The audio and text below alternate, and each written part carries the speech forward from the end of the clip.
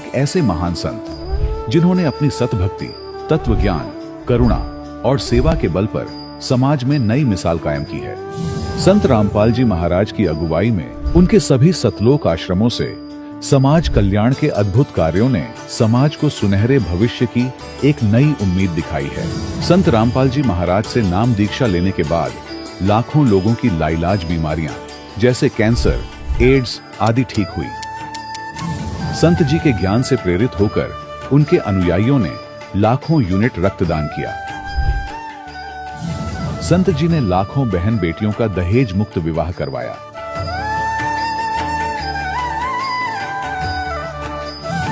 संत जी ने लाखों लोगों का नशा छुड़वाया, करोड़ों उजड़े परिवार बसे। संत जी के आश्रमों में समागम के दौरान निःशुल्क नेत्र चिकित्सा, दंत चिकित्सा प्रदान की जाती है। संत रामपाल जी महाराज द्वारा समय समय पर पर्यावरण संरक्षण के उद्देश्य से बड़े स्तर पर वृक्षारोपण किया जाता है। संत जी ने जरूरतमंदों को तत्काल राहत पहुंचाने के लिए एम्बुलेंस सेवा शुरू की। संत जी अपने अनुयायियों को देहदान के लिए प्रेरित करते हैं, जिससे मानवता की सेवा और चिकित्सा क्षेत्र में सुधार हो सके। संत रामपाल जी महाराज के सभी आश्रमों में हर रोज निःशुल्क भंडारा आयोजित किया जाता है, जहां हर वर्ग, हर जाति और हर धर्म के लोग एक साथ बैठकर भोजन करते हैं।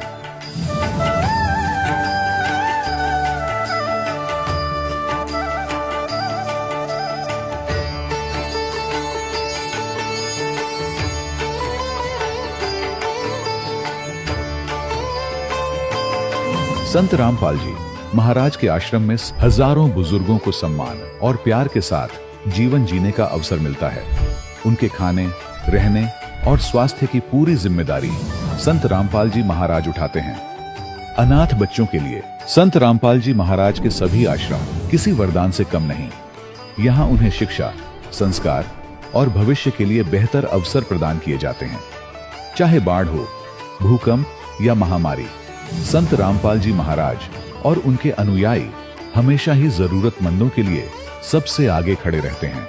कोविड महामारी के दौरान संत रामपाल जी महाराज के आश्रमों से करोड़ों लोगों के लिए भोजन, दवाइयां और जीवन रक्षक सामग्रियां उपलब्ध कराई गई। चाहे गरीब की मदद हो या किसी शोषित और पीड़ित वर्ग के हक और सम्मान की लड़ाई, संत रामपाल जी महाराज ने हमेशा ही उनकी दबी आवाज को सरकारों तक पहुंचाया है और उन्हें उचित न्याय दिलवाने में अहम भूमिका अदा की है। समाज में आध्यात्मिक और सामाजिक मूल्यों के प्रति जागरूकता लाने में संत रामपाल जी महाराज हर कदम पर मानवता के सच्चे सेवक साबित हुए हैं। संत रामपाल जी महाराज का जीवन हमें सिखाता है कि सच्ची सेवा वही है जो निस्वार्थ भाव से की जाए। आइए हम भी इस महान सेवा के कार्य में इस महान संत से जुड़ें और संत रामपाल जी महाराज से नाम दीक्षा लेकर अपने जीवन को धन्य बनाएं।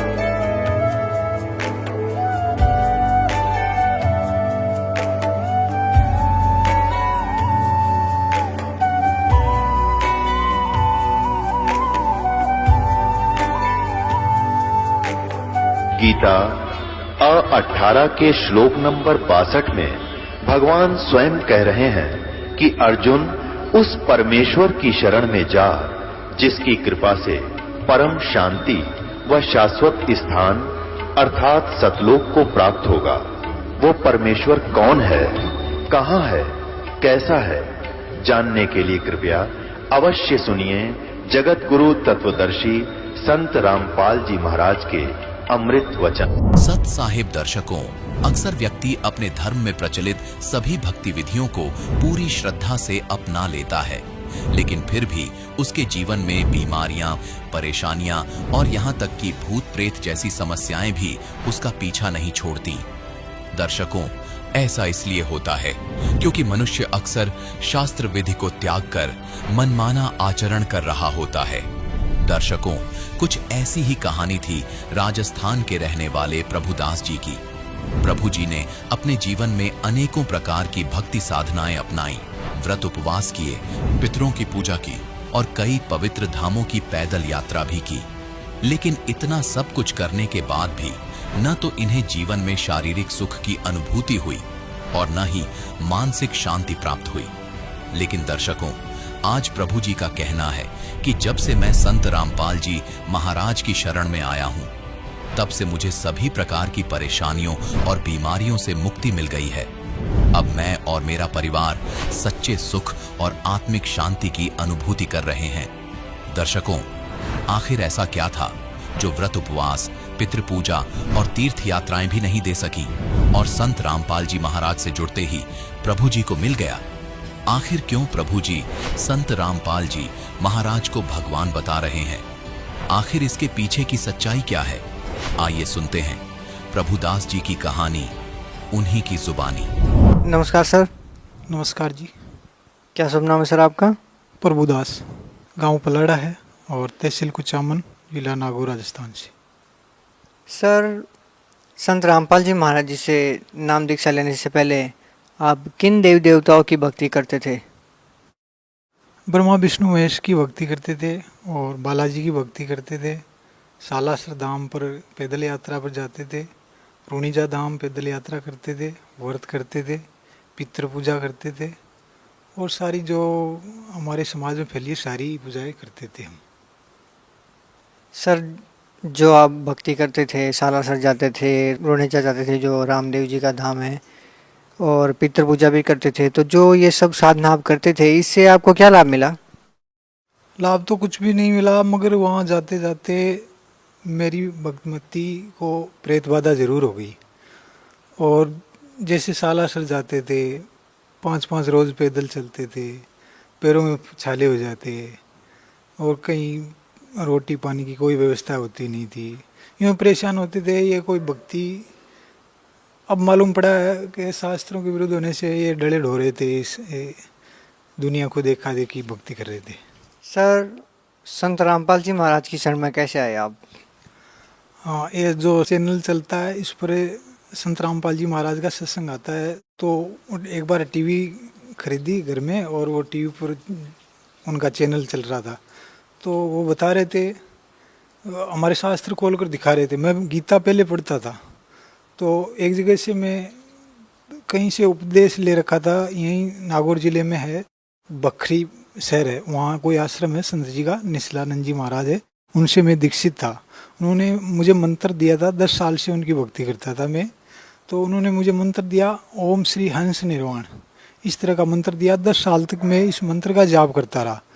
उससे मुझे कोई फ़ायदा, कोई विशेष फ़ायदा नहीं हुआ। पर जो संत रामपाल जी महाराज ने गीता खोल के दिखाया कि ये गीता बोलने वाला भगवान तो कहता है मेरा एक सिर्फ ओम मंत्र, ओम नाम है, गीता अध्याय 8 के श्लोक 13 में, और जो उस परमात्मा को पाने का 3 मंत्र है, ओम तत्सत, गीता अध्याय 17 के श्लोक 23 में। तो मैंने देखा ये मंत्र मेरे पास तो है नहीं और इसके बिना मोक्ष मिलेगा नहीं। तो फिर मेरे अंदर ये जिज्ञासा हुई कि मुझे तो ये भक्ति जो मैं कर रहा हूँ ये सही नहीं है। और इस तरह का भ्रम होने से मैंने 6 महीने तक उनका सत्संग देखा टीवी पर। तो और जो वो बताते थे मैं पूरे गीता में मिलान करता था। जैसे गीता में बताया है कि 15 अध्याय के 1 से 4 श्लोक में कि जो तत्वदर्शी संत है वो मतलब ऊपर को जड़ है, ये संसार रूपी पीपल का वृक्ष है, इसकी जड़ ऊपर है, पत्ते नीचे है, इसका पूरा पार्ट्स कोई संत बताएगा वही तत्वदर्शी संत होगा। और गीता बोलने वाला भगवान कहता है कि जो ये तत्वदर्शी संत है ना, उससे मिलने के बाद में ही वो ही बताएगा आध्यात्मिक पूरा ज्ञान। गीता अध्याय श्लोक 4 के श्लोक 34 में कहता है कि उस तत्वदर्शी संत की पहचान कर। तो मैंने देखा वो तत्वदर्शी संत कौन होगा इस तरह का। तो उनका रामपाल जी महाराज का सत्संग सुनने से देखने से मुझे मालूम हुआ कि इस विश्व में कोई भी संत शास्त्र अनुसार भक्ति देने वाला नहीं है, और वो तत्वदर्शी संत स्वयं संत रामपाल जी महाराज जी है, जो खोलकर परमात्मा की वाणी में दिखाया है। कबीर अक्षर पुरुष एक पेड़ है, निरंजन वाक्य की डार, तीनों देवा शाखा है, पात रूप संसार। तो मुझे मालूम हुआ कि जो ये अलग अलग पार्ट्स तो संत रामपाल जी महाराज बताते हैं और यही तत्वदर्शी संत है, तो फिर उनसे दीक्षा लेनी चाहिए, ये जिज्ञासा हुई मेरे मन में। तो फिर 28 मई 2012 को मैं संत रामपाल जी महाराज से दीक्षा ली, वहाँ से मेरा आध्यात्मिक जन्म हुआ। सर, जो सद्भक्ति संत रामपाल जी महाराज जी ने आपको दी है, उससे आपको क्या लाभ मिला? लाभ तो सबसे बड़ा तो मैं यही बताऊंगा कि मुझे आध्यात्मिक मेरा जन्म हुआ, मुझे वो उन शास्त्रों का ज्ञान मिला संत रामपाल जी महाराज की दया से, जिससे हम इस जन्म मृत्यु के चक्कर से बच सकते हैं और अपने निज लोक सतलोक में परमात्मा की प्राप्ति कर सकते हैं। और जैसे मेरे मन में ये कोई शांति नहीं रहती थी, अब वो पूर्णतया मुझे शांति मिली है संत रामपाल जी महाराज से दीक्षा लेने के बाद में। और लाभ तो ऐसे ऐसे हुए हैं, परमात्मा ने ऐसे लाभ किए हैं। जैसे एक बार मेरा बच्चा कोई ट्रैक्टर चला रहा था, तो 2 बच्चे हैं, एक चला रहा था, एक पीछे बैठा था। तो पीछे वाला नीचे गिर गया और पीछे कोई ट्रैक्टर चल रहा था तो ट्रैक्टर के नीचे आ गया। हम घर वाले कोई भी वहाँ नहीं थे, बच्चे अकेले थे, और कोई दूसरा बजरी की खान है, वहाँ कोई दूसरा बजरी भर रहा था, एक आदमी दूसरा था। उसने देखा तो वो बच्चे को निकाल कर जैसे तैसे मेरे घर पर लेके आया। तो लेके आया तो बच्चा तो बिल्कुल ही नहीं था वहाँ पे, और फिर हमारे घर पे लेके आया, मुझे बुलाया, तो मैंने देखा कि इसको क्या हो गया है। फिर मैंने मालिक के सामने दंडवत किया, बच्चे को भी दंडवत कराया, तो बच्चा तुरंत सही हो गया। और मेरे पेट में इस तरह की बीमारी थी, पत्थरी थी, डॉक्टर ने ये कह दिया था कि पेट में पत्थर के गोदाम है। तो वो भक्ति करने से वो सारे पत्थर कहाँ से लगे मुझे मालूम नहीं है। और मेरी भक्तमती को पितर बाधा, ये प्रेत बाधा थी, तो वो भी आज सही भक्ति कर रही है, सही तरह से स्वस्थ है। और ऐसे ऐसे बहुत लाभ हुए। जैसे मेरे सर पे कर्जा था, 1.5-2 लाख रुपए मेरे सिर थे किसी के, संत रामपाल जी से दीक्षा लेने से पहले, तो वो भी आज सही हो गया है और अच्छी दाल रोटी चल रही है, और हम अच्छी तरह से वो भक्ति कर रहे हैं जो संत रामपाल जी महाराज ने हमें दी है। वो शास्त्र अनुसार भक्ति बताते हैं और हम को यही भक्ति करनी चाहिए। जैसे सतयुग में जो सारे लोग भक्ति करते आ रहे थे वेदों अनुसार, वही भक्ति हमारे शास्त्रों में लिखी है और वही आज हमें संत रामपाल जी बता रहे हैं, तो वही भक्ति सही है। सर, भक्त समाज को क्या संदेश देना चाहते हैं आप? हाँ, भक्त समाज को ये संदेश देना चाहते हैं कि ये मानुष जन्म बहुत दुर्लभ है, मिलन बारंबार, जैसे पत्ता तरवर से टूट गिरे बोहर न लगता डार। इस तरह का ये मनुष्य जन्म है जो ये बहुत मुश्किल से मिलने वाला है, और ये मिल गया है आपको, और ये भक्ति बिना व्यर्थ चला जाएगा। इसलिए आपको भक्ति करो शास्त्रों अनुसार और मोक्ष पाओ। इसका एक मानव जीवन का एक ही उद्देश्य है कि शास्त्र अनुसार भक्ति करके और अपने परमपिता परमेश्वर को पहचान लो और बार बार के जन्म मरण से बचो। बस यही संदेश देना है हमें भक्त समाज को। बहुत बहुत धन्यवाद सर आपका। सत साहिब जी। दर्शकों, अभी आपने सुने संत रामपाल जी महाराज से दीक्षा प्राप्त करके सुखी हुए भक्त के अनुभव। अब देखिए जगत गुरु तत्वदर्शी संत रामपाल जी महाराज के मंगल प्रवचन। 3 मंत्र का जाप है ओम तत्सत। तत् और सत ये सांकेतिक है। काल ने बताया नहीं कि मुझे नहीं मालूम, इसको पता भी नहीं। परमात्मा ने या दया करी हमारे पे, न यू खोल देता तो सारे इन जाप कर दे पाते। और ये नकली संत अपने शिष्यों को नाम देते हैं ओम हरि ओम तत्सत, हरि ओम तत्सत। सर न पैर कितने खोखे। अब क्या बताते हैं, ओम तो ये ब्रह्म का है, सर पुरुष का। ये 3 पुरुष आपके समक्ष हमारे सदग्रंथों में है, 3 भगवान, 3 प्रभु, 3 स्वामी। और तत्व और सत ये सांकेतिक है, ये कोड वर्ड है। ओम और तत् वो सांकेतिक शब्द मिलकर ये सतनाम बनता 2 अक्षर का। अब ये ओम नाम और ये तत् आदि हमारी पूजा नहीं है, ये साधना है। इसमें हम नो जल ना मिले, या मजदूरी करनी पड़ेगी। तो यह श्वास उस श्वास से सतनाम का प्राणों से श्वासों से सिमरण होता है। नानक साहिब जी स्वयं इस 2 अक्षर के मंत्र का जाप किया करते थे और उसका प्रमाण है जन्म साखी भाई बाल्यवाड़ी में, समुद्र की साखी में।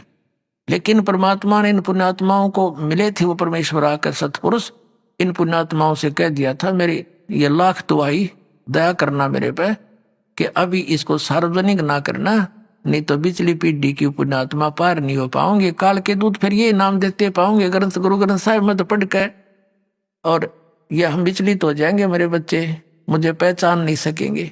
तो नानक साहिब जी ने दृढ़ निश्चय कर लिया था, किसी अपने बच्चों को भी नहीं दिया वो 2 अक्षर का नाम, और ऐसा झटका दे दिया था मर्दाना को कि सारा सिख समाज दूर हो गया उस मंत्र से।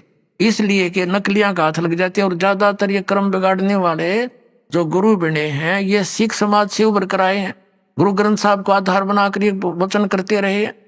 जैसे शिवदयाल जी, वो शिवदयाल जी भी उसी पंजाबी यानी गुरु इस सरदार पंथ से था। बाबा जयमल सिंह जी उन्हीं गुरु ग्रंथ साहिब को मानने वाले ही थे। तो इनको अगर ये पता लग जाता थी तो ये अच्छी आत्मा लेकिन काल का फंस गई है, तो उन्होंने रहम कर हमारे ऊपर लिख दिया। पुराण संगली में तो विशेष डिटेल थी, लेकिन वो इसी भय से गुरु ग्रंथ साहिब में नहीं रखी गई कि कहीं आने वाले सिख समाज में 2 अक्षर के सतनाम का कोई जाप ना कर ले और मर्दाना वाला हर्ष ना हो जाए, इस कारण से वो नहीं रखी गई। लेकिन ये हमारे ऊपर रहम हुआ कि गरीबदास जी के द्वारा परमेश्वर ने, आदरणीय गरीबदास साहिब जी के द्वारा वह वाणी फिर से सुचारू करवानी पड़ी। सतलोक ले गए, ज्ञान फीड किया उन्होंने, फिर निष्कर्ष ने उसमें डिटेल के साथ उसमें दोबारा लिख दी जो दास के हाथ लाएगी। और गरीबदासियान पता नहीं हुआ बाई नाम देते हैं, उनका मंत्र नहीं पता उनको, ओनली मेरे गुरु जी के अतिरिक्त किसी गरीबदास पंथ में किसी को इस मंत्र का ज्ञान नहीं था, ये सत्य मान लियो। और मेरे अतिरिक्त उन्होंने किसी को दिया भी नहीं ये मंत्र, 3 मंत्र का।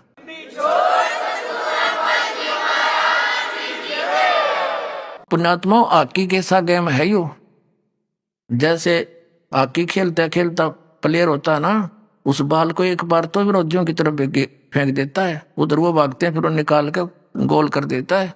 तो ऐसे लाए है परमात्मा इनको निकाल कर के खिलाड़ी परमात्मा के बच्चे जिनको ये मिले थे। आज आपका हाथ लग गया यो, न तो बर्बाद कर देता ये काल। अब प्रसंग चल रहा है कि ये 2 अक्षर का मंत्र है, ये सतनाम है, और तीसरा जो सत्य है वो सारनाम है। उसके लिए तो मालिक ने कहा था धर्मदास मेरी लाख दवाई, ये सार नाम की दबार ना जाई, तुम जाप करो लेकिन की तो भनक भी ना लगने देना इसकी, और सार नाम बार जो पढ़ी ये बिचली पीढ़ी हंस नहीं तरी। तो कहने का भाव ये पुण्यात्माओं की जो ये ओम तत्सत का जो मंत्र है इसकी त्रिविध है, 3 प्रकार से ही साधना करने का निर्देश है, यानी फाइनल फैसला है।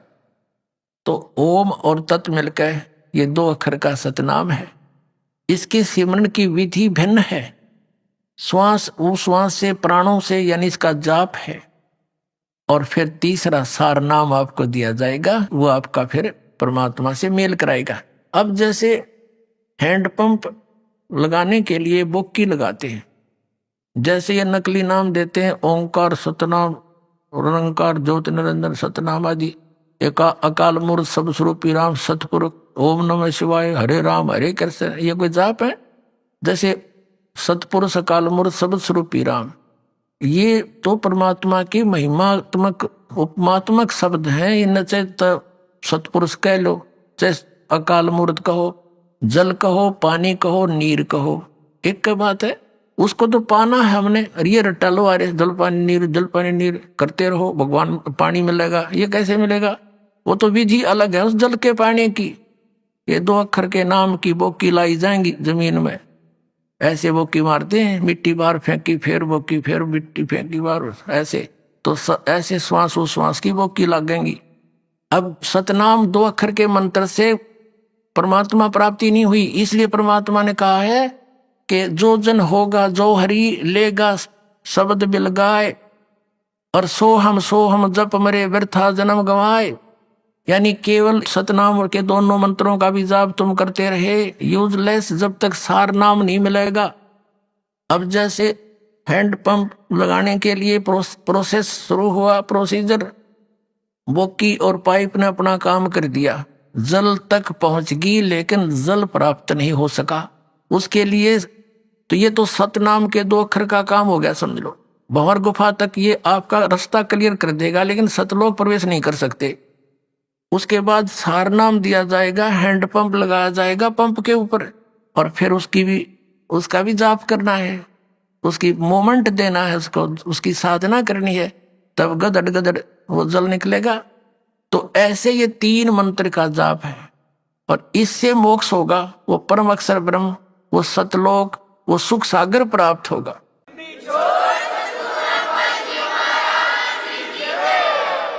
अपने आत्माओं, जैसे प्रसंग चला है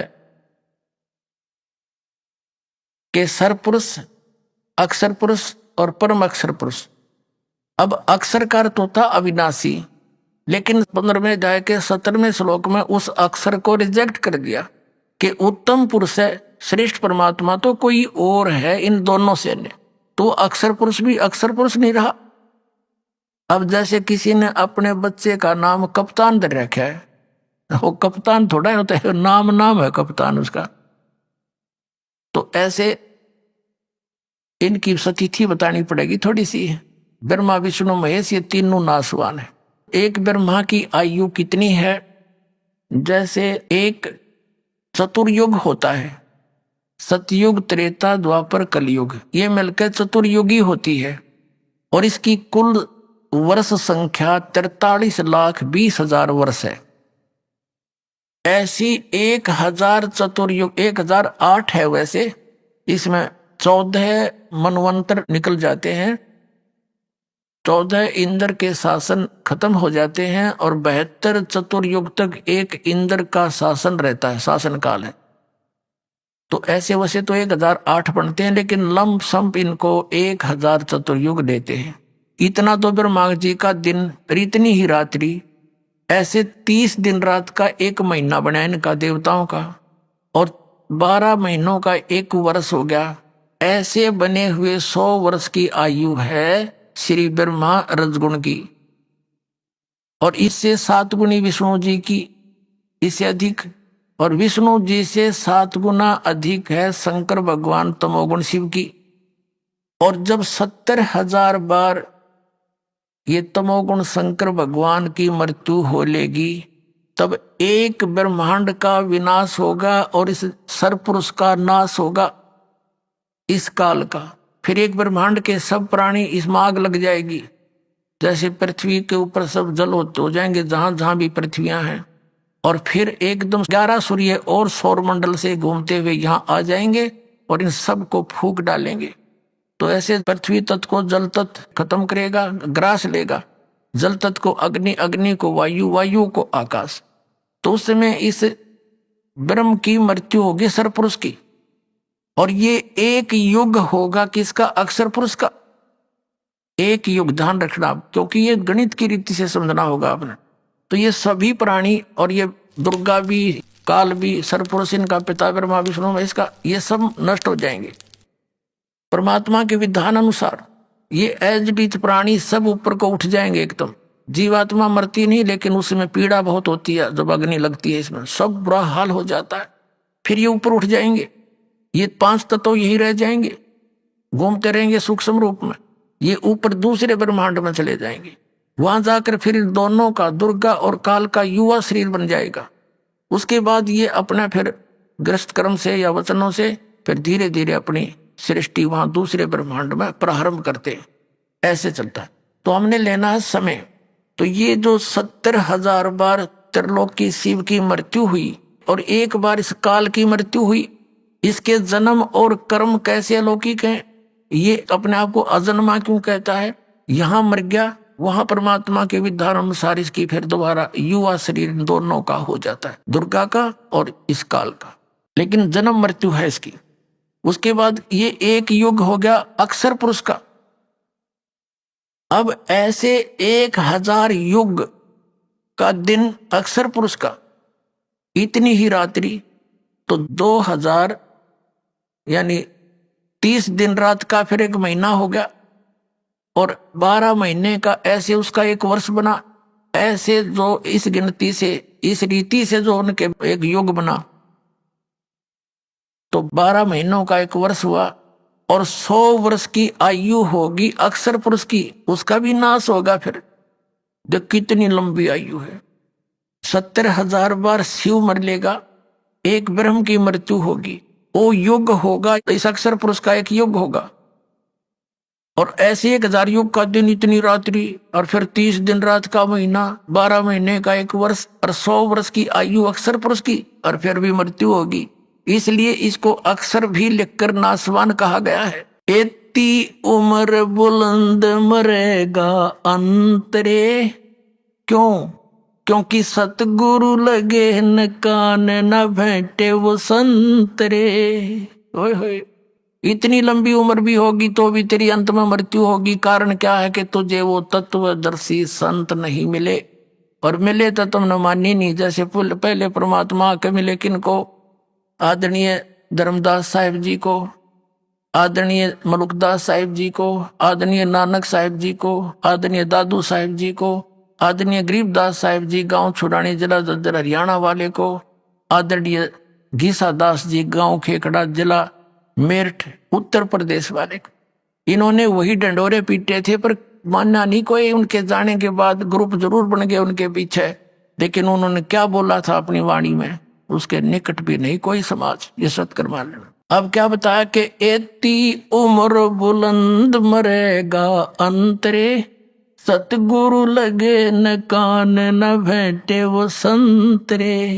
ओहे, अब आपको दास जहां से स्टार्ट किया था वहीं आता है। मन तू चल रे सुख के सागर, जहां शब्द सिंधु रत्नागर। इस नमक की बोरी में तो सुख खोज रहा है काल के लोक में, वो सुख सागर बूरा की बोरी सतलोक चल, वहां मिलेगी। वहां जाने की विधि बता दी। ये तरीका है पूर्ण संत की खोज और पूर्ण संत की पहचान, और इस 3 मंत्र का जाप तुझे सतलोक ले जाएगा बहुत आसानी से, बहुत सिंपल वे से। नाम उठत नाम बैठत नाम सोवत जागवे, नाम खाते नाम पीते नाम से ती लागवे। नाम से मोक्ष होगा। कलयुग केवल नाम आधारा, सुमर सुमर नर उतरो पारा। कलयुग में जीवन थोड़ा है, कर ले वेग सवार। और ये हठ योग 2.5 घंटे सुबह 2.5 घंटे सामने, ये कोई तरीका मूर्ख बना रखे। कहते ये योग साधना बने नहीं, केवल नाम आधार। नाम इनके नकली सारे, इन वो कहीं की ईंट कहीं का रोड़ा। हरियोरादा स्वामी वाला ने एक कुणबा जोड़ा। अब झूठे मंत्र कहीं से सिर ले लिया, किसी का पैर ले लिया, भगवान निराकार 5 काल नाम के, और दुनिया मूर्ख बना के बैठा दी। तो पुण्यात्माओं, अब ऐसे मिलेगा वो भगवान जिन महापुरुषों ने परमात्मा पाया। उनके इतिहास में लिखा, ये 2 अक्षर का नाम जपया उन्होंने। गरीबदास साहिब जी ने कति क्लियर लिखा हुआ है, और गरीबदास साहिब की वाणी इतनी पॉपुलर नहीं बनी, इसलिए गुप्त रह गया। और नानक साहिब जी की वाणी तो उसी समय पैरेलल ही लिखी गई थी 200 वर्ष के बाद, और वो तो बहुत पॉपुलर हो गई थी, जन जन पढ़ने लग गया, उसमें तक खोज लेते। वह भी दया हुई दाता की, इसलिए उन्होंने अलग से प्राण संगली बनाई थी, और एक राजा को कसम खवा दी थी कि मेरा शरीर है, इसको तो संभाल के रखना मेरे बच्चों के लिए, इसको देना नहीं किसी अन्यायी ऐसे व्यक्ति को जो बर्बाद कर दे। लेकिन वहां फिर काल का दाव लग गया। मर्दाना को झटका देना जरूरी था कि कहीं आगे चल के इसका जाप ना कर ले। और 5वें गुरु अर्जन देव जी ने सोचा भाई मर्दाना के साथ ऐसी घटना घट गई थी, इस नाम के जाप करने थे, 2 अक्षर के थे। इसलिए प्राण संगली में तो बहुत डिटेल थी, उसने जल प्रवाही कर दी वह सारी। वो तो एक निकाल ली किसी संत ने, उसने ये कसम दिला दी कि जो आप कहना चाहते हो उसको हम अलग रख देंगे, उनको शेष वाणियों को हम पढ़ लेंगे। ऐसा ही कर दिया गया। वो प्राण संगली का अर्थ क्या है? जो श्वास के द्वारा पूरी डिटेल बताई गई थी कि ऐसे सिमरण करना है, इस मंत्र को ऐसे जपना है, इसको ऐसे जपना है। जो भी हुआ मालिक की दया से ठीक हुआ। अब गरीबदास साहिब ने क्लियर कर रखा उसमें, ये 2 अक्षर का मंत्र जब श्वास से, श्वासा पार से भेद हमारा, जो खुद जैसो उतरे पारा। तो ये पॉपुलर हुई नहीं। गरीबदास तक इसी पंथ में दास को शरण मिली, और इससे ही निकल कर बाहर आया। और ये संसार में फैला दिया परमात्मा का तत्व ज्ञान, और मोक्ष होगा।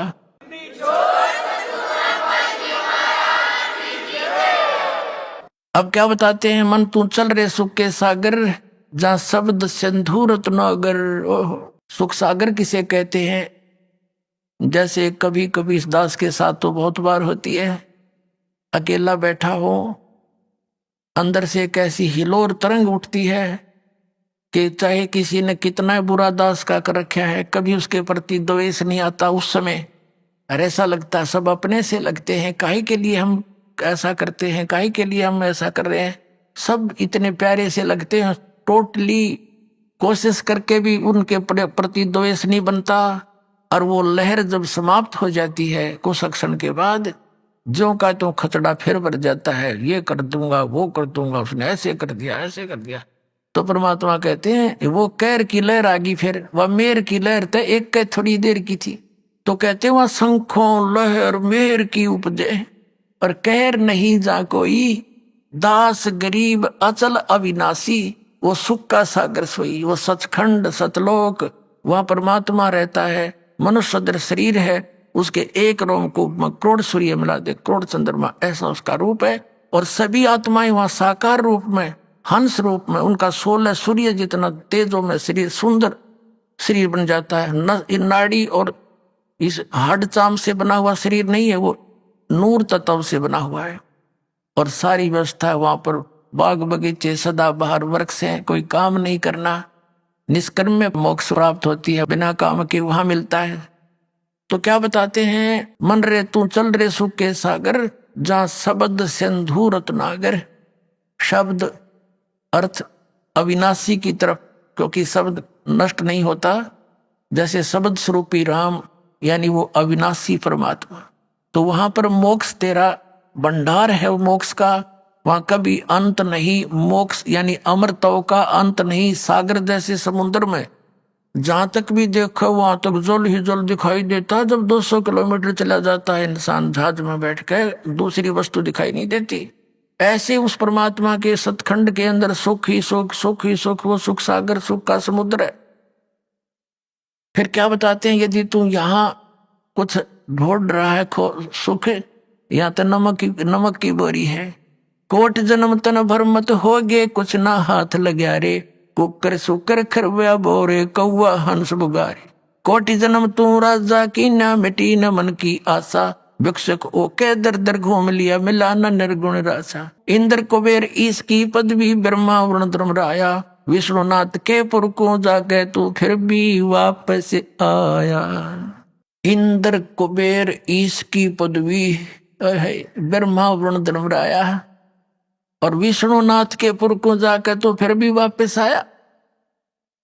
इंद्र कुबेर इन ब्रह्मा विष्णु महेश की पदवी भी तुमने कई बार पाली, और फिर मृत्यु यही बिरान माटी दुर्गति तुम्हारी फिर हो रही है। तो क्या बताते हैं, असंग जन्म तन मृत्या होगे, जीवित क्यों न मरे रे, द्वादश मधुमैल मठ बोरे, बहुर न दे धरे रे। अभी तक सभी 10वें द्वार पर के ही गीत गा रहे हैं ऋषि। मैं ऋषियों तो लेकर ये राधा स्वामी धन धन सतगुरु जितने आज तक के पंथ है। और परमात्मा कहता हूं तो 12वें द्वार में मालिक पाओगा। 12वें द्वार को पार करके हर एक आधा कबीर पंथी ने किता कबीर साहब की वाणी में 11वां द्वार पढ़ लिया, उससे के गीत गा रहा है। बस मेरे जैसा ज्ञान पृथ्वी पर नहीं है, बस 11वीं खिड़की पाएगी इसने। अरे 11वीं और 12वीं खिड़की नाम से ही सर्वश्रेष्ठ हो गया ज्ञान। ज्ञान के लिए तो बहुत कुछ विस्तार का पता चलेगा, क्या क्या ज्ञान संत को होना चाहिए, कौन से मंत्र, मूल तो मंत्र है जाप के। मूल इस सारे ज्ञान को दे करके समझाना है, और ये जीव को इस नाम पर विश्वास दिलाना है कि इस मंत्र से मोक्ष होगा। बाकी सत्संग तो ऐसा समझो जैसे खेत को संवारना पड़ता है, उसको बीज बोने योग्य किया है और खेत संवार दिया, सत्संग अच्छे सुना दिए, और बीज बोना था गेहूं बो दी भांग, तो व्हाट इज यूज, के फायदा हो सत्संग का और खेत संवारन का। अब देन सतनाम और सारनाम से मोक्ष होगा, और दे ये उठ पटांग मंत्र, तो यहाँ फेल हो जाएगा वो नकली संत। अब ये जड़ है। इस मंत्र नाम बिना मोक्ष हो ही नहीं सकता, चाहे कितनी बात बना ले। और अधिकारी से प्राप्त हो, अनाधिकारी से काम करें। ये छोटा सा ड्राइविंग लाइसेंस बनवाते हैं, चालक प्रमाण पत्र, अगर वो डुप्लीकेट है तो उसमें ब्रेन मट्टी हो जाए, वो ही नहीं चलेगा आगे तो। और ये जाना सचखंड, ये 12 मद महल मठ बोरे कबीर सागर में लिखा कि 12वां द्वार पार करके परमात्मा मैं बैठा हूं भाई वहां पर। और ये 10 तक घाटा जोड़ रहे, एक नकली का 11वां ठा गया, वो ढोल पीटा, मेरे जैसा ज्ञान किता नहीं, मेरे जैसा ज्ञान कहीं नहीं। अब मेरा पट्टा किसका ज्ञान कैसा है? ये सब कहते हैं और ज्ञान सब ज्ञानड़ी, कबीर ज्ञान सब ज्ञाने, जैसे गोला तोब का अब करता चले मैदाने। परमात्मा कहते हैं तारा मंडल बैठ कर ये चांद बड़ाई खावे, उदय हुआ जब सूरज का ये स्यों तारों छप जावे। इस परमात्मा के ज्ञान के सामने ये सब अन्य ज्ञान और भगवान ऐसे छुप जाएंगे जैसे सूर्य उदय के बाद चंद्रमा और तारे विद्वान होते हुए उनकी वैल्यू नहीं रहती।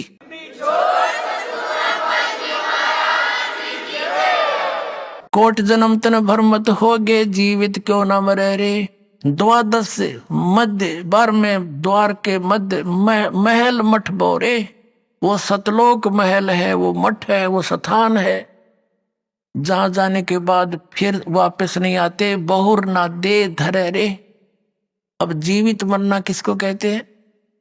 जीवित मरना एक तो ये है कि भाई विकारों को त्यागना पड़ेगा। मन तो पता नहीं कि क्या बकवाद खोजा है, इनको हटाना पड़ेगा, इन इच्छाओं का दमन करना पड़ेगा। इस ज्ञान आधार पे अपना काम चलाने जोगा परमात्मा अपना अवश्य देगा, ये सत्कर मान लेना। आपने जो चाहिएगी वस्तु वो अवश्य देगा, बिन मांगे देगा, पर देगा वही जो आपको हानिकारक ना हो। फिर क्या बताया? दूसरा मरना ये है कि जैसे एक व्यक्ति नाइट सर्विस में जा रहा था और सुबह वापस आना था, घना जरूरी काम था, और दुर्घटना होगी, वही मर गया। अब वो रात ने भी नहीं पड़े था, इतना कंपलसरी काम मान रखा था, वो काम भी गया और आप भी गया। तो जब आप सत्संग की तरफ चलो तो ये सोच लो कि मान ले आज मेरी मृत्यु हो जाए, क्योंकि मन तो पता नहीं कितने टांग अड़ाया करे, ये बिगड़ जाएगा, नूर रह जाएगा। बिगड़े तो इस बिना गा, उस बिना तो फिर मालिक फिर संवार देगा, जब थोड़ा बहुत बिगड़ भी गया था। वैसे तो परमात्मा के तरफ दो चाल्या है ना हृदय से, उनके काम बिगड़े नहीं, बने बनाए पाया करें, ये सत्कर मान लेना।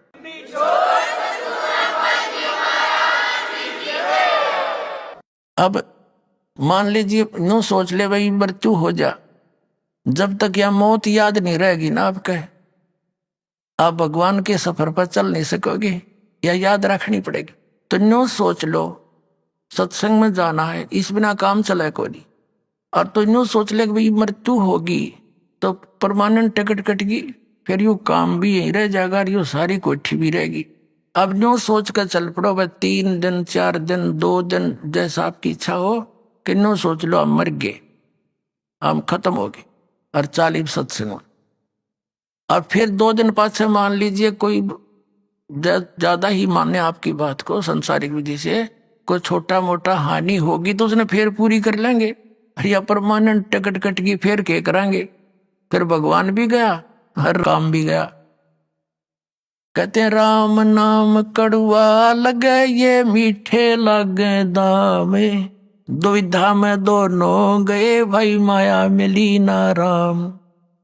एक व्यक्ति को पंजाब के अंदर दास के गुरुदेव का एक आश्रम है तलवंडी भाई में, तो गुरुदेव सतगुरुदेव के सतलोक गमन के उपरांत दास वहां सत्संग करने जाता था संडे को, सेकंड संडे को, द्वितीय रविवार को। तो वहां कोई गुरुदेव के शिष्यों का कोई रिश्तेदार आ रहा था, कोई बुढ़िया मर गई थी, उसका शोक व्यक्त करने शुक्र को आया था, शनिवार को जा रहा था। उन्होंने कहा आप आज डट जाओ सत्संग सुनना, और कल सत्संग सुनकर 8 से 10 सत्संग होगा, 9 से 10, 10 11 फिर चले जाना। वो कहने लगा मैंने बहुत जरूरी काम है और कल संडे है, मेरा एक पार्टी से एग्रीमेंट होना है जिसमें मुझे 5 लाख का लाभ होगा उस कॉन्ट्रैक्ट में। उन्होंने काफी कहा कि कोई बात नहीं, कल आवेंगे वो 2 बजे, तू क्या आवेंगे 2 बजे, फोन कर देंगे धीरे धीरे। और चले जियो 11 बजे सत्संग समाप्त हो जाता है, 3 घंटा का रास्ता है 4 का। वो बोला तुम्हें क्या मालूम, मुझे बहुत हानि हो जाएगी। वो मान्या नहीं। 4 बजे सी शनिवार को चल पड़ा। अम्बाला के पास आकर जीटी रोड पर एक ट्रक खड़ा था भरा हुआ बजरी का, उसके व्हील निकाल रखे थे, बैक सारे पिछले व्हील और जैक ला रखा था। उसने 2-5 लाख दिखाई दिए थे। नो पंजा कितना टक्का था गाड़ी का, है नो करूंगा व्यवस्था करूंगा पार्टी की। वो सीधा ठोक दिया ट्रक के अंदर। 4 सदस्य थे घर के, चारों गाड़ी में, और ट्रक के झटके से वो जैक निकल गया। झटके मर लिए होंगे चलता वो, फिर पूरा ट्रक लोडी ट्रक उसको उनका ऊपर गिर गया, चारों मर गए। अब चाट ले उस 5 लाख के एग्रीमेंट ने। परमात्मा कहते हैं राम नाम कड़वा लागे मीठे लागे दाम, और दुई दाम दोनों गए माया मिली ने राम। तो यहाँ परमात्मा कहते हैं असंग जन्म तना मरत्या हो गए जीवित क्यों नाम रह रे, ये 12 मद महल मठ बोरे बोर ना दे धरे रे। दोजक भिस्त सभी ते देखे राजपाट के रसिया, और 3 लोग से तरपत नाई यो मन भोगी खसिया। ये मन की इतनी गंदी आदत है। यदि कोई एक सरपंच बन जाता है, नो सोचा चेयरमैन बनो, चेयरमैन बन जाता है तो नो सोचा एमएलए की बात बने, एमएलए बन जाता है तो नो सोचा मंत्री बनो तो बात बने ना, तो क्या फायदा एमएलए में। मंत्री बन जाने सोचा मुख्यमंत्री बनो जब चौधर पाके। अब मुख्यमंत्री बन के ने सोचा प्रधानमंत्री बनो जब जय जयकार हो। इतने टिकट कट ले गधा संतरी बना पाओ फिर कितना क्या कुत्ता संतरी बड़ा सैर फिर पर टेक रहे। अब परमात्मा ने बताया कि जो काम करने का था उसके आसपास भी कोई ना। कहते हैं दोजक भिष्ट सभी ते देखे राजपाट के रसिया, और 3 लोग से तरपत नाही ये मन भोगी खसिया। फिर यह निष्कर्ष देते हैं लास्ट की 4 पंक्तियों में कि सतगुरु मिले तो इच्छा बेटे, यानी कोई परम संत मिलेगा तो ये काल की ये काट देगा परों को, ये बकवाद कर रहा है। सतगुरु मिले तो इच्छा मेटे पद मिल पदे समाना, और चल हंसा उस लोक पठाऊं जो आदि अमर अस्थाना। कहते सतगुरु मिले तो इच्छा मेटे पद मिल पदे समाना। गीता जी अध्याय नंबर 15 के श्लोक नंबर 4 में कहा कि तत्वदर्शी संत की प्राप्ति के पश्चात परमेश्वर के उस परम पद की खोज करनी चाहिए, जहां जाने के बाद साधक फिर लौटकर कभी संसार में नहीं आते। तो ये जो संतों की अमर वाणी है, ये वो सूक्ष्म वेद है, और इसका समझना बालकों का काम नहीं था। ये दास पर मेर करी परम पिता परमेश्वर कबीर साहब ने, परमेश्वर ने, तभी इनके गूढ़ रहस्यों का ज्ञान दास के हृदय में भरा। यहाँ पद मिल पदे समाना 2 पद हैं। इन दोनों के यहाँ अर्थ कैसे हैं? पद का अर्थ है पद्धति, वे ऑफ वर्शिप, पूजा की पद्धति सही मिले, और फिर वो पद समाना, फिर वो पद मिले अमर पद, जहां जाने के बाद फिर लौट कर नहीं आते, यानी सही पद्धति मिले भक्ति की विधि, और फिर वो परम पद पावे।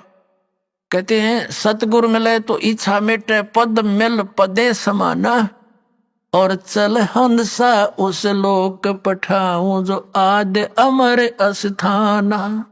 अब वहां क्या सुख है?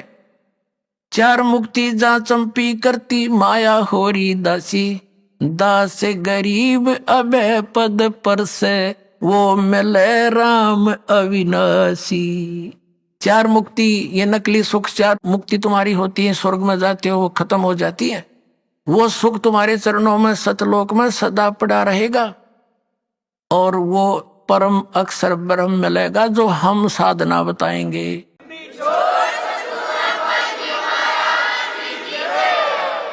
सत्संग में आने से पता चलता है कि यदि इस मनुष्य जीवन का कोई उद्देश्य है मूल, तो परमात्मा पाना, परमात्मा की भक्ति करना।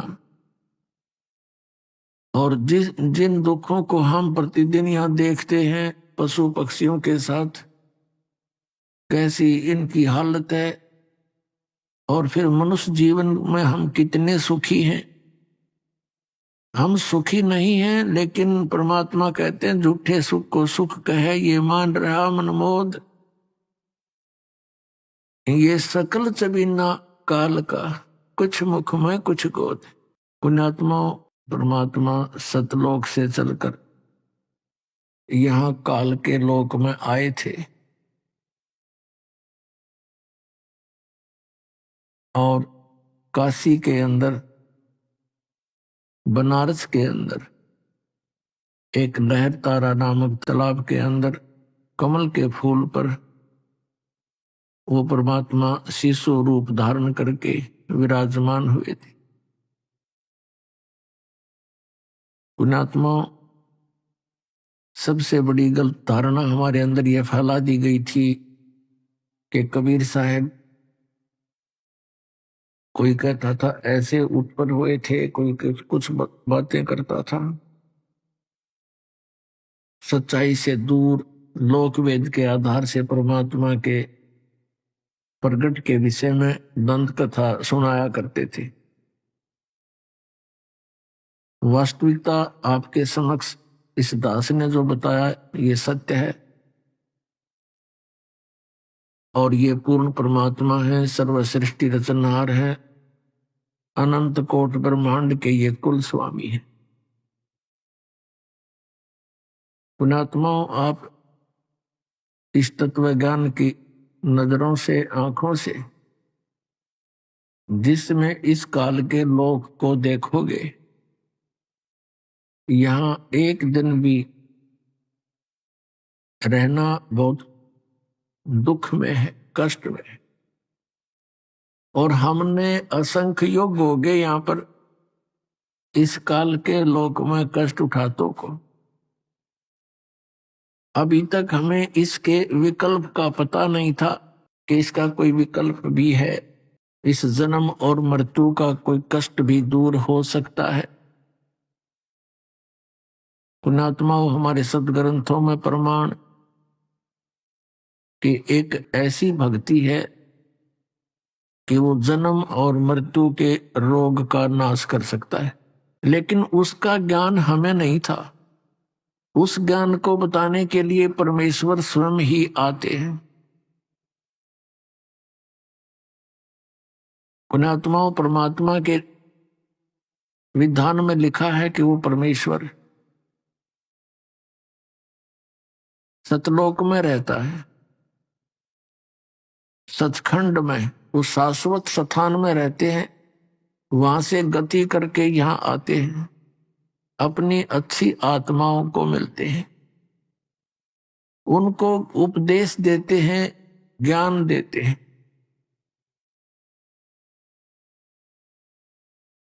और फिर वो उनकी प्यारी आत्माएं, जो अच्छी आत्मा जिनसे वो परमात्मा आकर सीधे मिलते हैं, वो फिर परमात्मा की महिमा को आंखों देखा वर्णन करते हैं। पुण्यात्माओं, जिस समय परमात्मा सतयुग त्रेता द्वापर में आए, वो इतिहास नष्ट कर दिए गए। अब परमात्मा कलयुग में आए,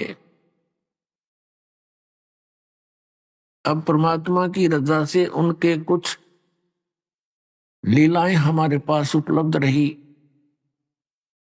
उस परमेश्वर ने क्या क्या लीलाएं की, और फिर हमने अपने उन सदग्रंथों में देखा जिनको हम प्रमाणित मानते हैं, पवित्र चारों वेद, पवित्र श्रीमद् भगवत गीता, पवित्र पुराण, उन्होंने भी समर्थन दिया कि कबीर परमात्मा है, वो ऐसी ऐसी लीलाएं करता है, वो कहाँ रहता है, वो कैसा है।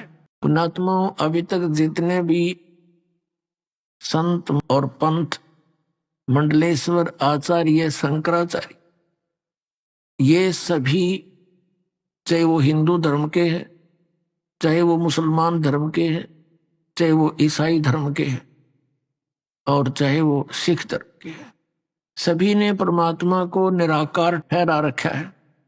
जबकि हमारे सभी सदग्रंथों में परमात्मा साकार है, मनुष्य सदृश्य है। पुण्यात्मा, जिन महापुरुषों को यही ज्ञान नहीं था परमात्मा कैसा है, तो क्या उन्होंने भगवान पाया होगा? नेवर, कभी नहीं। अब आपके रूबरू सदग्रंथों से प्रमाणित करते हैं कौन है परमात्मा, कैसा है वो प्रभु, वो साकार है या निराकार। सबसे पहले आपके रूबरू करते हैं पवित्र बाइबल को। ईसाई धर्म के श्रद्धालु कहते हैं गॉड इज फॉर्मलेस, परमात्मा निराकार है। मुसलमान धर्म के श्रद्धालु कहते हैं परमात्मा बेचून है, बेचून में निराकार। और कबीर साहब कहा करते खोजत खोजत था किया आर कहा बेचून। खोजते खोजते परमात्मा को थक गए, हार कर कह दिया भगवान तो निराकार है, वो दिखता को नहीं। इसी प्रकार इन वेदों के जानकार माने जाने वाले, विद्वान माने जाने वाले हिंदू धर्म के ये आचार्य, शंकराचार्य, मंडलेश्वर, गुरु, संत, महंत, ये भी ये कहते हैं कि परमात्मा निराकार है। अपनात्मा ये हमारे हिंदू धर्म के जो आचार्य हैं साथ में ये क्या कहते हैं कि परमात्मा मूलभूत रूप में तो निराकार है, और जब वो पृथ्वी पर आता है से शरीर साकार हो जाता है, जैसे श्री कृष्ण श्री राम रूप में, और वैसे मूलभूत वो निराकार है। अभी आपने सुने संत रामपाल जी महाराज के मंगल प्रवचन। आइए अब सुनते हैं संत रामपाल जी महाराज से नाम दीक्षा लेकर सतभक्ति करके अद्भुत लाभ प्राप्त करने वाले अनुयायी के विचार। दर्शकों, सोचिए, जब कोई व्यक्ति अपने जीवन में सच्चे सुख और शांति की तलाश में अपने धर्म की हर पूजा पद्धति और भक्ति विधि को पूरे श्रद्धा भाव से अपनाए, लेकिन फिर भी उसका जीवन दुखों से घिरा रहे, उसके जीवन में परेशानियां कम होने की बजाय और बढ़ती ही चली जाए, तो क्या हो? दर्शकों, ऐसी ही कहानी थी उत्तराखंड के रहने वाले राजेंद्र जी की। राजेंद्र जी ने अपने जीवन में सभी देवी देवताओं की भक्ति की, लेकिन इसके बावजूद भी परेशानियां और बीमारियां इनका पीछा नहीं छोड़ रही थीं। लेकिन दर्शकों, आज राजेंद्र जी का कहना है कि जब से मैंने संत रामपाल जी महाराज जी से नाम दीक्षा ली है, तब से मेरे जीवन की पूरी रूपरेखा बदल गई है। दर्शकों, संत रामपाल जी महाराज जो भक्ति दे रहे हैं, आखिर उसमें ऐसा क्या है जो राजेंद्र जी को वर्षों की देवी देवताओं की भक्ति से नहीं मिला? आखिर क्यों राजेंद्र जी कह रहे हैं कि अब मैंने शास्त्र विरुद्ध भक्ति साधना का त्याग कर दिया है? दर्शकों, आखिर इसके पीछे की सच्चाई क्या है? आइए सुनते हैं राजेंद्र जी की कहानी, उन्हीं की जुबानी। सर नमस्कार। नमस्कार सर, क्या नाम है आपका? मेरा नाम है राजेंद्र दास। कहाँ से आए हैं आप? सर मैं टिहरी गढ़वाल उत्तराखंड से हूँ, नरेंद्र नगर फकोट ब्लॉक टिहरी गढ़वाल। संत रामपाल जी महाराज जी से कब जुड़े? सर मैं संत रामपाल जी महाराज से वैसे तो 23 अगस्त 2013 में जुड़ा हूँ, पर मुझे परमात्मा ने 2006 में दर्शन दिए थे। आप एक तो संत रामपाल जी महाराज को परमात्मा बोल रहे हो, दूसरा आपने कहा कि 2006 में परमात्मा ने आपको दर्शन दिए। सर क्या कहानी है?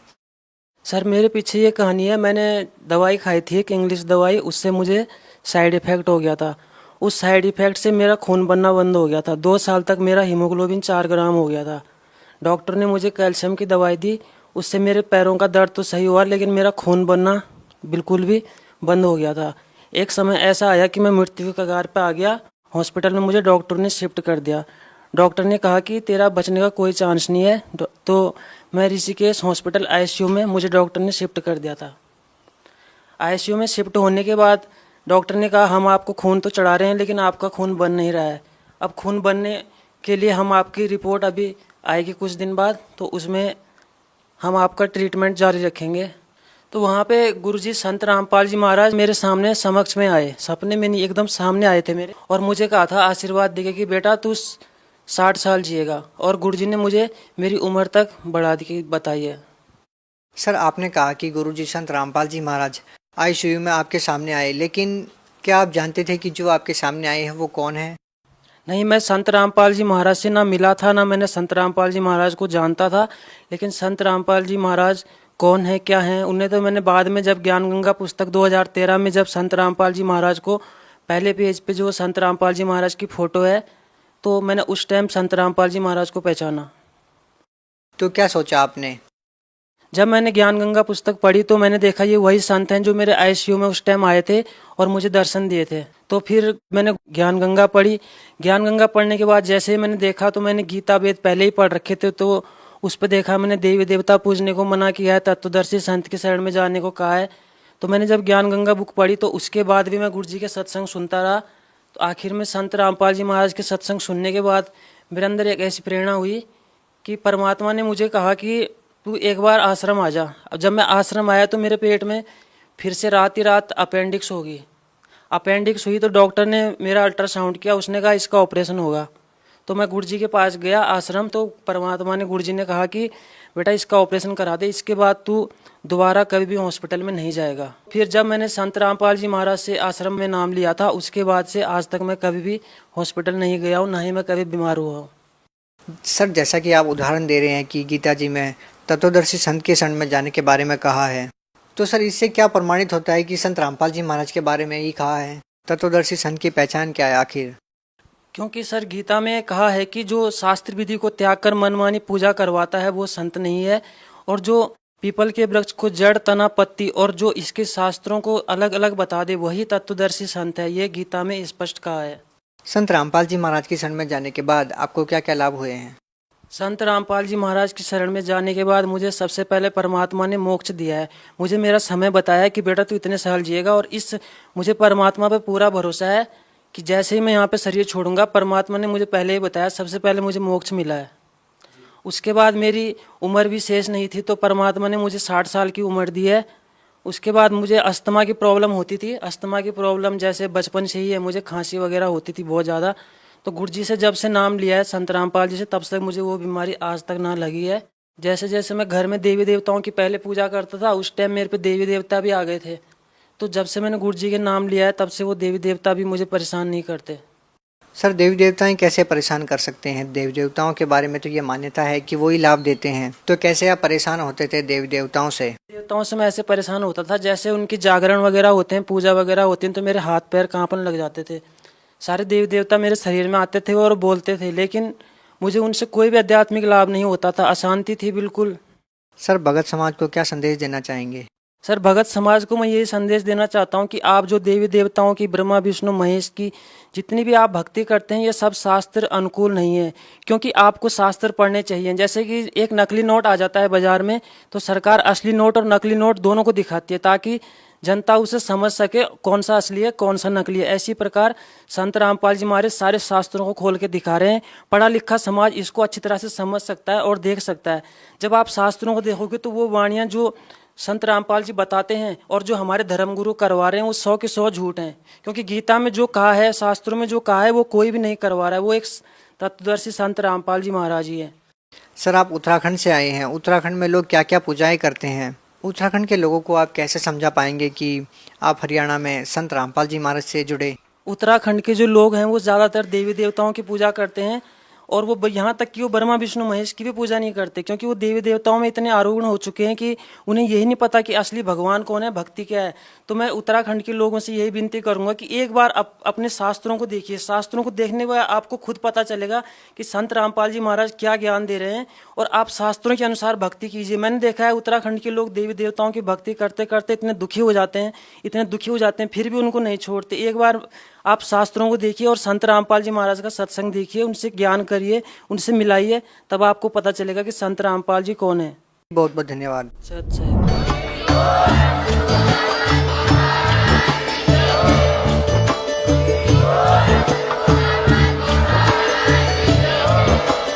आप सुन रहे थे जगत गुरु तत्वदर्शी संत रामपाल जी महाराज जी के मंगल प्रवचन। अधिक जानकारी के लिए विजिट कीजिए हमारी वेबसाइट www.jagatgururampalji.org।